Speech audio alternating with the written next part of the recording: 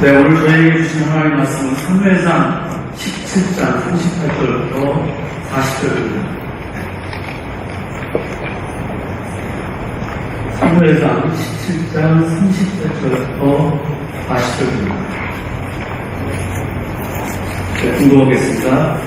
이에 사울이 자기 군복을 다윗에게 입히고 옷 투구를 그의 머리에 씌우고 또 그에게 갑옷을 입히네.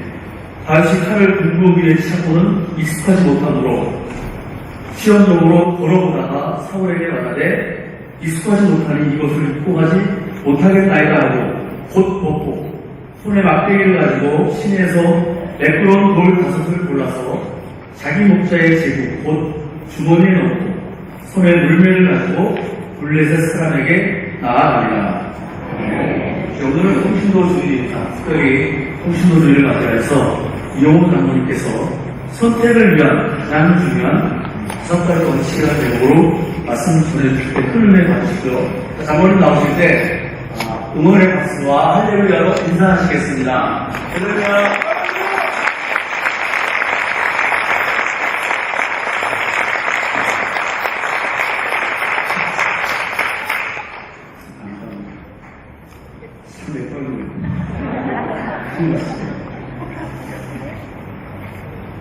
글씨가 안 나오네요.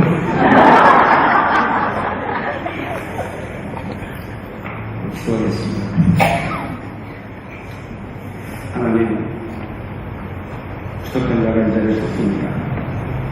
성령님 함께 도와주셔서 귀하고 복된 은혜의 시간이 될 수 있도록 하나님 함께하여 주시옵소서. 예수 이름으로 기도했습니다.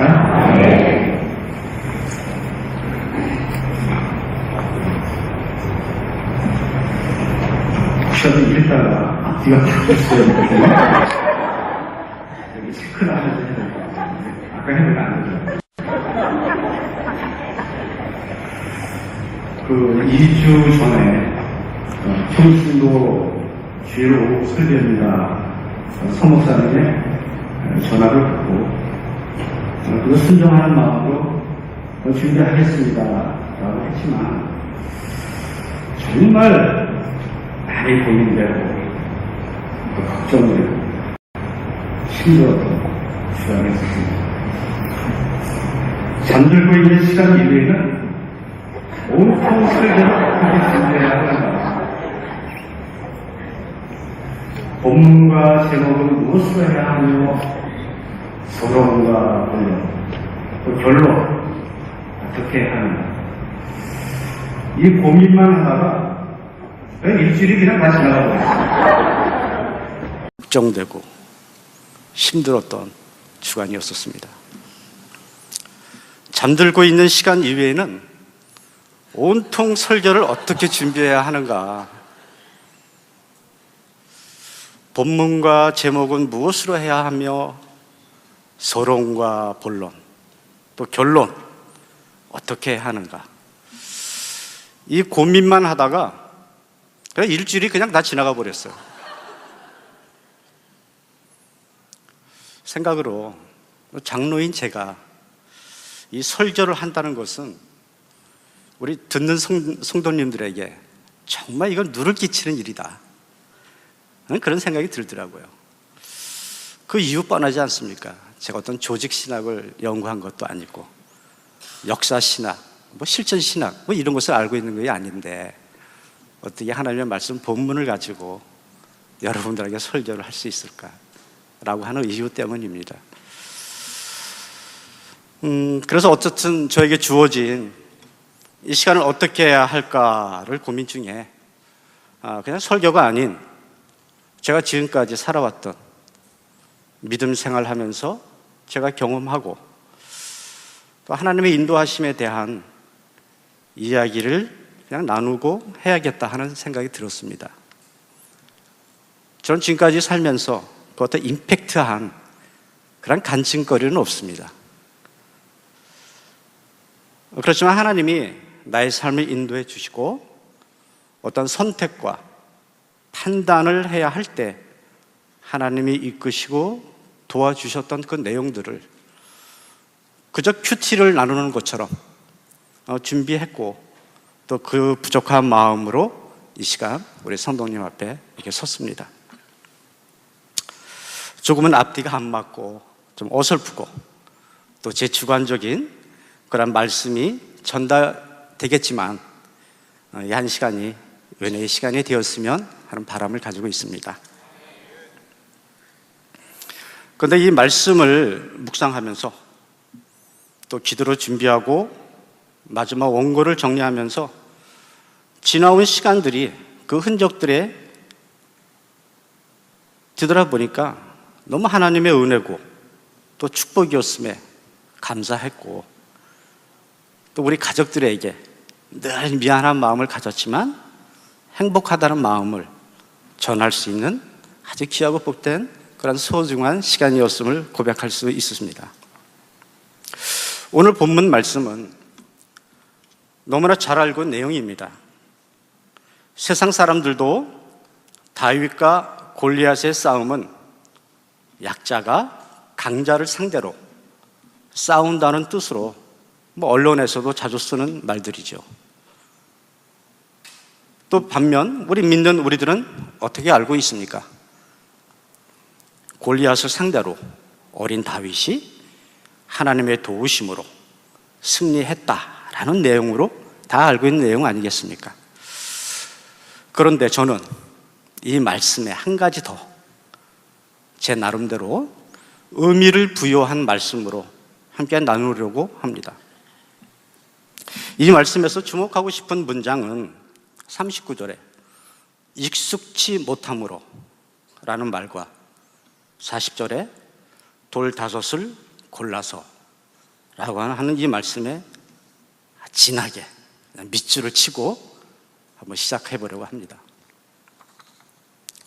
저도 인생의 밑바닥까지 내려갔던 그러한 경험을 한 사람입니다. 저는 직장에서 자동차 부품과 회사 내 모든 비품, 물류 이런 것을 매입을 했던 자재 부서에서만 15년간을 근무했던 사람입니다. 늘 그랬듯이 직장인들의 꿈이 뭡니까? 목표가 뭐예요? 내 개인 사업하는 거, 이게 목표지 않습니까? 근데 제 마음속에 이런 생각이 꽉 차 있더라고요. 직장 생활에서 부품 취급하는 업무를 오래 하다 보니 그 분야에 대해서는 듣고 싶지도 보고 싶지도 만져보고도 싶지 않은 그런 생각이 엄청 들더라고요. 그래서 첫 사업을 시작한 것이 제가 아는 전문 직종과 전혀 다른 그러한 업종을 선택해서 사업을 시작했습니다. 근데 보기 좋게 실패했어요. 또 다른 두 번째 사업을 또 시작했는데 그때도 정신 못 차리고 제조업에 한번 투자를 해보겠다. 그래서 제조업에다가 관심을 갖고 돈도 투자하고 열정도 투자하고 근데 그저마저도 실패하고 말았어요. 남은 것은 뭐가 있냐면 빚 정리하는 것밖에 안 남더라고요. 이게 15년 전 얘기입니다. 그래서 살고 있는 집을 정리하지 않으면 안 되는 그런 상황까지 간 것입니다. 그림이 그려지십니까? 제가 화성으로 내려간 이유를?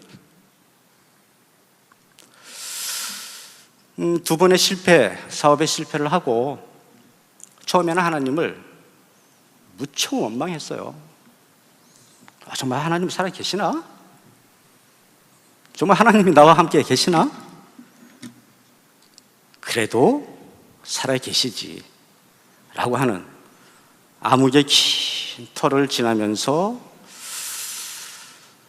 그래도 믿음만은 포기할 수 없었기에 힘들고 지칠 때마다 더 많이 성경을 읽기 시작했어요. 그때마다 더 기도하는 시간이 길어지고 말씀을 묵상하는 그 기간이 부쩍 늘어나더라고요.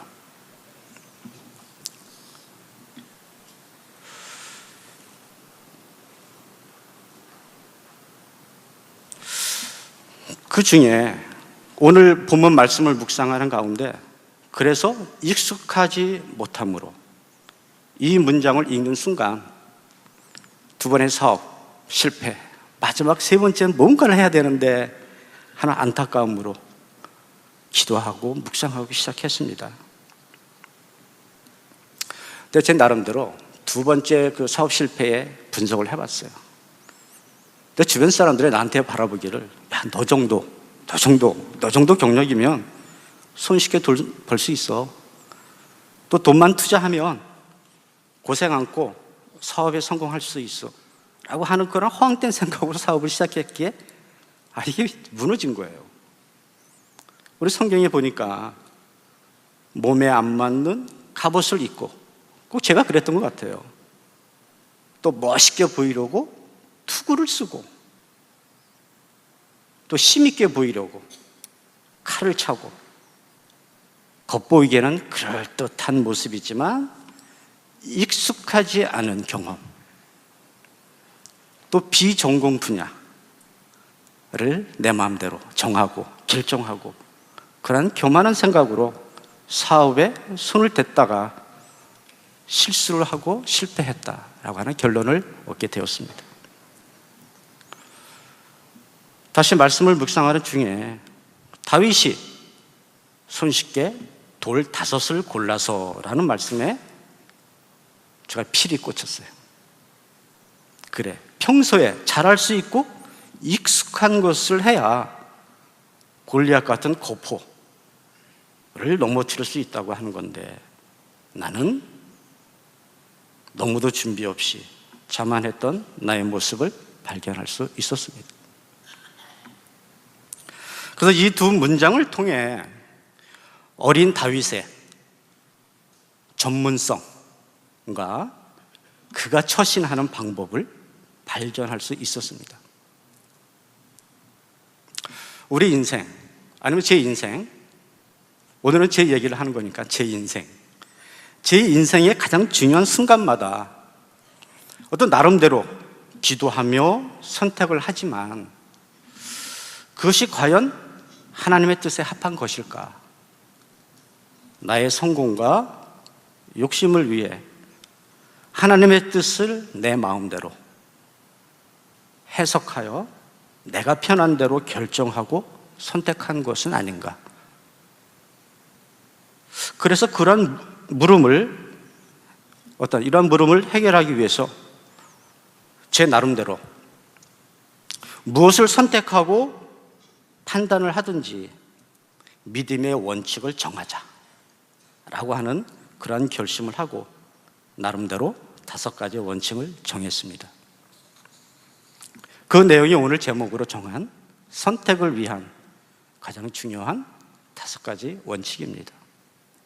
앞서 언급했지만 두 번의 사업 실패로 저는 이제 마지막이라는 각오를 가지고 남은 인생과 실패한 나에게 잘할 수 있는 사업을 달라고 죽음을 다해서 하나님 앞에 5가지 원칙을 가지고 기도하기 시작했습니다. 그 첫 번째가 말씀 묵상이었습니다. 말씀을 통해서 깨달아지는 것, 선택하여 주는 것, 그것은 사실 말씀을 이렇게 읽다 보면, 비유를 통해 이렇게 읽다 보면 사실 제 개인적인 생각으로는 그 성경 속의 이야기들은 나하고는 상관없는 이야기가 될 수 있기에 충분하지 않습니까? 저는 그렇게 생각이 들어요. 모든 비유가 나하고는 아무 상관이 없네. 그 당시의 일인데, 그 당시의 사건이었었는데, 근데 깊이 말씀을 묵상하는데 나에게 주는 그 말씀의 의미를 찾아보기 시작했어요. 근데 찾아보니까 정말 놀라운 것들을 발견할 수 있었습니다. 그 중요한 결정을 하는데 이 성경의 말씀은 저에게 새로운 사업에, 새로운 인생의 출발점이 되더란 얘기죠. 그리고 또 앞으로 나아가려고 하는데 어떤 궤도 이탈이 되지 않는 나침판과 같은 그러한 역할을 한다는 것을 말씀을 통해서 제가 깨닫게 되었습니다. 앞서 말씀드렸듯이 다윗이 자기의 전문성, 내가 왜 골리앗과 싸워서 이겨야 하는가를 사울 왕 앞에 설명을 하잖아요. 내가 가지고 있는 전문성을. 그 34절에 보면 양을 지킬 때 사자나 곰이 와서 양떼에서 새끼를 물어가면 건져내고 쳐 죽였으니 나는 충분히 싸워서 이길 수 있다라고 설명을 하지 않습니까? 이것은 전문가만이 당당하게 이야기할 수 있는 내용이다라고 생각이 듭니다. 그래서 저도 이 말씀을 통해서 그래, 내가 잘할 수 있는 건 뭔가? 라고 생각했을 때 15년 동안 자제를 담당했던 내가 무엇을 또 당당하게 얘기할 수 있습니까? 누구에게도 충분히 나의 어필할 수 있는 것은 자재를 부품 자재를 판매하고 취급하면 정말 나는 잘할 수 있겠다. 그때서 깨달아지다는 얘기죠. 사업 2번 실패하고 나서. 그래서 그때부터 부품 대리점을 하고 싶은 정보를 얻기 시작했습니다. 그런데 성경만으로는 하나님의 뜻을 구별하기가 정말 충분하지가 않습니다. 이렇게 말씀을 깨달았다 하더라도 하나님은 나에게 어떻게 해라, 이게 없지 않습니까? 그래서 두 번째 생각한 것은 기도였습니다. 목표를 가지고 기도를 시작했습니다.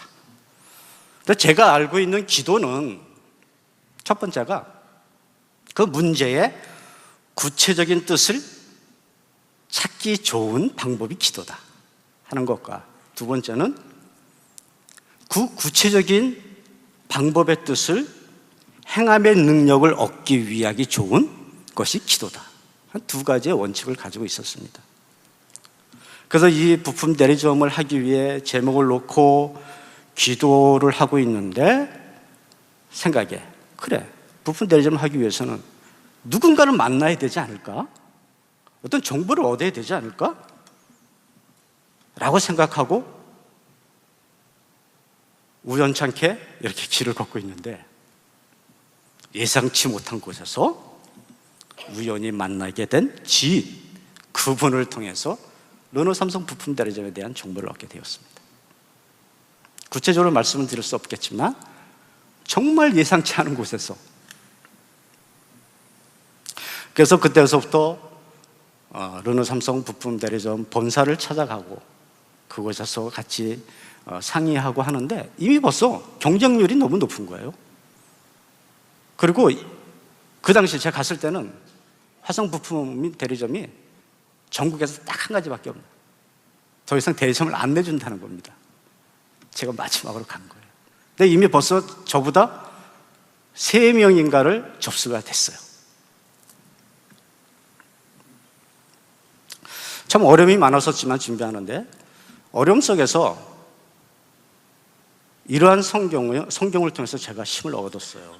로마서 8장 26절에 보면 성령도 우리 연약함을 도우시나니 우리가 마땅히 빌 바를 알지 못하나 오직 성령이 말할 수 없는 탄식으로 우리를 위하여 친히 간구하시느니라.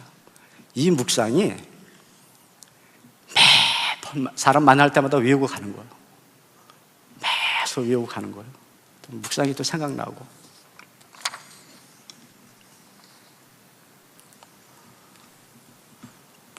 자, 우리가 선택하는데 첫 번째는 말씀 묵상을 통해서 우리의 선택을 할 수 있습니다. 어떤 문제를. 두 번째는 기도입니다. 세 번째, 그러면 내가 말씀을 통해서 또 기도를 통해서 이런 것을 선택을 하려고 하는데 세 가지 방법은 너무도 나에게는 효과적인 방법이었었다. 세 번째는 성숙한 그리스도인들의 권고와 권면이었습니다. 제가 물어봤어요. 야, 내가 이런 것을 사업 실패하고 부품 대리점을 하려고 하는데 우리 박 권사한테 얘기했겠죠. 어떻게 생각하느냐. 그것들은 좋다는 거죠.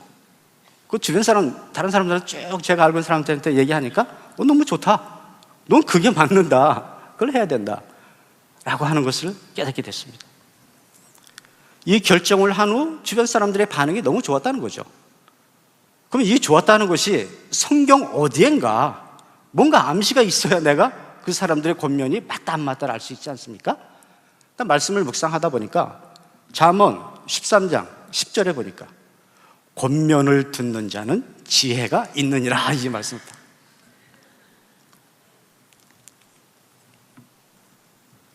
또 이렇게 또 읽다 보니까 잠언 12장 15절에 보니까 미련한 자는 자기 행위를 바른 줄로 여기나 지혜로운 자는 권고, 권면을 듣느니라. 이런 말씀을 딱 묵상하게 됐습니다.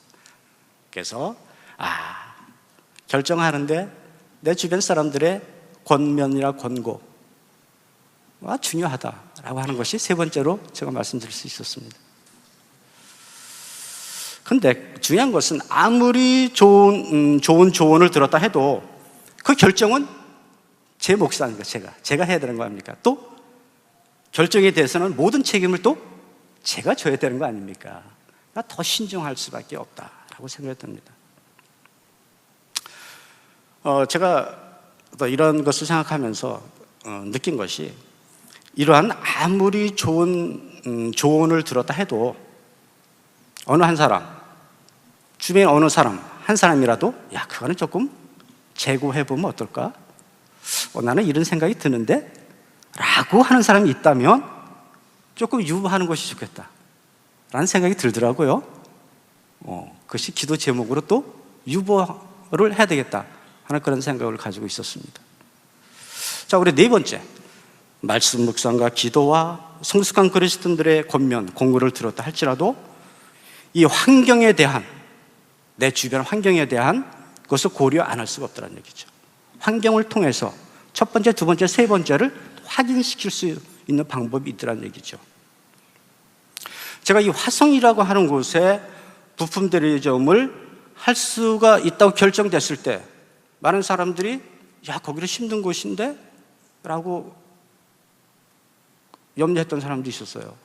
근데 그 당시 저는 두 번의 사업 실패하고 남은 것 하나도 없어. 근데 부품 대리점을 하려면 담보도 들어가야 되고 여러 가지 조건이 까다롭습니다. 가지고 있는 게 없는 거야. 근데 화성이라고 하는 곳이 담보도 조금 들어가고 첫 번째, 그 다음에 여러 가지 환경이지만 이것을 통해서 충분히 할 수 있는 그런 여건이 되더라는 거죠. 결정하고 보니까. 그래서 생각한 것이 우리가 하나님의 뜻에 따라 행동하고 있을 때 모든 주변 환경이 나에게 맞게끔 그게 변하고 있다고 하는 것을 제가 느꼈어요.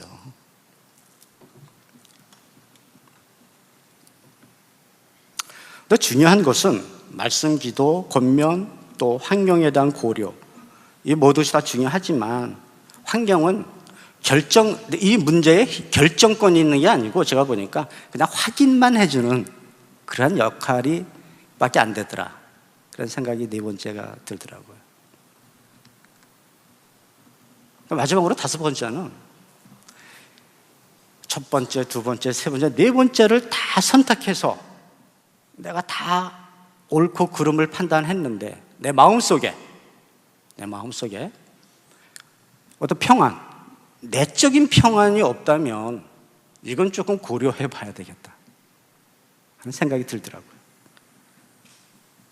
이 모든 것들이 순조롭게 진행되고 결정하라고 할 때 정말 내 안에 평안한 생각과 마음이 없다면 우리가 선택하고자 하는 중요한 문제는 잠시 미루어 주는 것이 어떨까 하는 그러한 그러한 결정을 한번 생각해 봤습니다. 그래서 이렇게 다섯 가지 원칙을 통해 다시 시작할 수 있었던 것이 바로 르노 삼성 부품 대리점이었습니다. 지금은 나름대로 한 10년 조금 됐죠? 자리를 잘 잡고 잘 경영해 가고 있습니다. 그런데 중요한 것은 그렇게 선택하고 결정하여 진행하고 있는 것들도 때로는 너무 힘들고 어렵고 벅차고 그 수고가 헛된 일이 종종 있다는 것이란 거죠. 사업을 해보니까 그때 저에게 위로해 줬던 말씀이 누가복음 5장 3절에서 6절 말씀이었습니다. 예수께서 한 배에 오르시니 그 배는 시몬의 배라. 육지에서 조금 떼기를 청하시고 앉으사 배에서 무리를 가르치시더니 말씀을 마치시고 시몬에게 이르시되 깊은 데로 가서 그물을 내려 고기를 잡으라.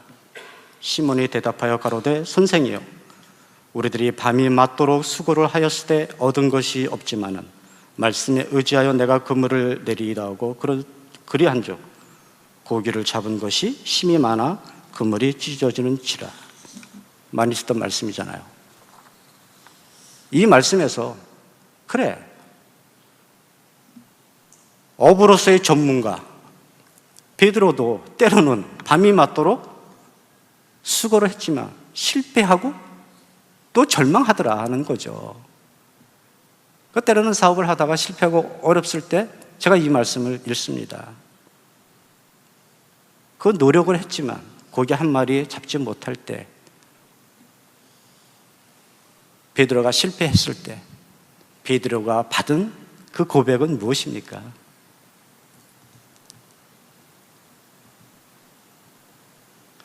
베드로의 고백을 생각하니까 그래, 하나님의 말씀 듣는 것밖에 없다. 내가 실패할지라도 위로하시는 것은 하나님이다라는 것을 깨닫게 됐습니다.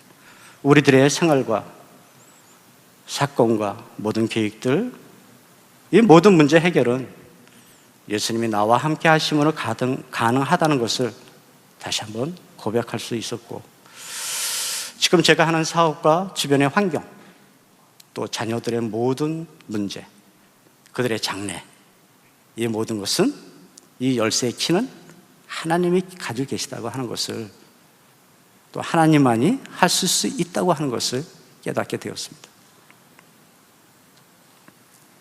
자, 다시 한번 정리해 봅시다. 모든 문제에 중요한 선택, 결정을 해야 할 때 저는 이렇습니다. 말씀을 통해, 기도를 통해서, 또 주변 사람들의 권면과 그런 환경을 통해서, 마음의 평안을 통해 이 5가지 원칙을 생각하면서 모든 일들을 선택하고 결정하고 있습니다. 그런데 이 5가지 원칙을 가지고 선택하고 결정을 했음에도 불구하고 하고 있는 일들이, 그 계획들이 기대만큼 풀리지 않을 때 저는 섣불리 포기가 안 된다는 것입니다. 어쩌면 하나님의 목적을 이루어 나가는 데 있어서 좀 더 기다리라는 신호일 수도 있고, 어쩌면 하나님이 원하시는 대로 순종하다가 그저 제가 잠시 힘든 역경을 만난 것일 수도 있다. 그 이후에 오는 것은 정금과 같은 복이 아니겠느냐, 그런 고백을 할 수가 있었습니다. 때로는 지금 이 시간 쭉 와보니까 시간이 흐른 후에야 하나님의 인도하심을 깨닫는 경우가 너무 많다는 것입니다. 지나고 나니까 이게 하나님의 뜻이었구나, 이게 하나님의 은혜였었구나. 저는 나름대로 장로로서 또 믿음 생활과 신앙 생활에 있어서 나름 원칙과 합리적인 생각을 가지고 믿음 생활을 하려고 노력하고 있습니다. 늘 부족한 저를 위해서 기도 많이 해주시고 끝까지 지켜봐 주시고 응원해 주시고 함께 기도의 동역자로 함께 세워주시면 어떨까 하는 그런 생각을 가지고 있습니다. 끝으로 이 말씀을 준비하면서 너무 부족한 저를 깨닫게 되었어요. 어떻게 전달이 잘 됐는지 모르겠지만 단지 제가 중요한 것은 제가 이 말씀을 통해서 하나님의 은혜를 다시 한번 알았고, 그 축복된 만남을 깨달았고, 우리 효성교회 여러분들을 만날 수 있었음을 너무 행복했고, 또 목사님, 담임 목사님, 부목사님들 여러분과 같이 이 교회를 위해서 헌신하고 봉사할 수 있다는 자리가 있다고 하는 것이 너무 감사를 드렸습니다. 기도하겠습니다. 하나님, 우리의 간절한 소원에 응답하시고 너무 늦지 않게, 기다림에 지치지 않게 하나님이 힘과 확신을 주시옵소서. 우리의 전문성을 하나님을 위해 사용되게 하시고 우리 교회 공동체를 통해 하나님께만 영광된 삶을 드리게 하옵소서. 예수 그리스도 이름으로 기도드렸사옵나이다. 아멘.